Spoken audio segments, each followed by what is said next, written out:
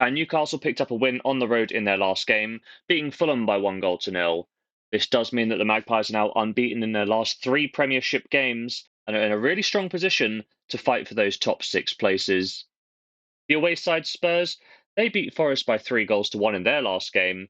Despite being pegged back just before the interval, 2 goals in a 6-minute period saw Tottenham Hotspurs score their second and third to cap off a solid, if unspectacular, performance. In terms of form, Spurs are now unbeaten in three and have only faced defeat once in their last six Premier League games.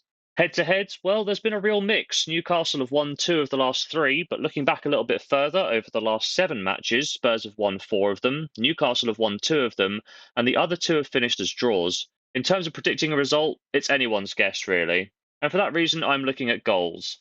Over 2.5 goals have come in seven of Newcastle's last eight home games in the Premier League, with an average of 4.5 goals over that sample. The Spurs, they've got an even longer track record. 14 of the last 15 league games have seen over 2.5 goals, with an average of 3.46 goals scored across this sample. Looking at the head to head record, over 2.5 goals have been scored in each of the last six encounters, with an average of 5 goals per game. So, with this thinking in mind, I'm looking at over 2.5 goals in this game for a full stake in our first bet of the episode.